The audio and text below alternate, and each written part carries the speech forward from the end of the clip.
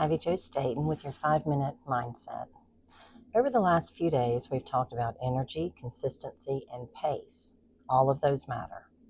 But today we're going deeper because none of those things hold long term without one foundation: identity. Who you're becoming matters more than any rank, bonus, or result because income follows identity, not the other way around. Most people build their businesses focused on outcomes: rank, recognition, volume, team growth. But outcomes are unstable when identity is undefined. If you haven't decided who you are as a leader, your behavior will constantly shift based on circumstances. When results are good, you feel confident. When results dip, you question everything. That's not a strategy problem. That's an identity gap.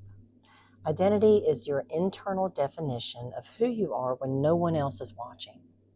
It answers questions like, am I someone who finishes what I start? Am I someone who leads calmly? Am I someone who builds ethically? Am I someone who stays steady when momentum slows? Your identity determines your standards, and your standards determine your results. If you see yourself as someone who is trying to build, you'll negotiate with your actions. If you see yourself as a leader in development, you'll act differently, even before the proof shows up. Identity stabilizes behavior. It removes the emotional negotiation. You're no longer asking, do I feel confident today? You're operating from, this is who I am. And when identity shifts, actions follow. In network marketing, identity quietly drives everything because this industry exposes whatever you believe about yourself. If you secretly see yourself as not experienced enough, not polished enough, still figuring it out, waiting for validation, your behavior will reveal it. You'll soften your invitations. You'll over-explain your products. You'll hesitate to follow up. You'll seek reassurance instead of leading. That hesitation isn't about skill, it's about identity. You can have the best script in the world, but if your internal identity says, I'm not really a leader, people will feel that uncertainty. Identity shapes tone, it changes posture, it influences whether you speak to be validated or to lead. Now let's look at the shift. When you decide before the rank, before the bonus, I am a grounded, ethical builder. I am someone who follows through. I'm someone who can hold growth calmly. Your behavior stabilizes. You don't panic when someone says no. You don't interpret silence as rejection. You don't shrink when results fluctuate because your identity isn't attached to the outcome. It's attached to who you're becoming. And here's the truth. Rank requires emotional capacity. Income requires internal stability.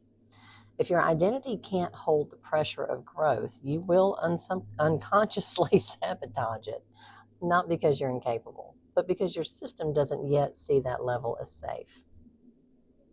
Becoming comes first, results follow. Today's reflection isn't about what you're doing. It's about who you believe you are while you're doing it. So ask yourself, when I show up in my business, what identity am I operating from? Am I leading or am I waiting to feel ready? Where does my behavior shrink because my identity hasn't caught up yet? Just notice the hesitation. Notice the over-explaining. Notice where you look for reassurance. Those aren't weaknesses, they're invitations. Now choose one identity decision today, not a tactic, not a result, an identity. For example, I am a leader in development. I am someone who follows through. I am capable of holding growth calmly. Then act from that, even if the evidence hasn't arrived yet, because identity is built through repetition, not proof. So here's the reframe to carry with you. Stop asking, what do I need to achieve? Start asking, who do I need to become?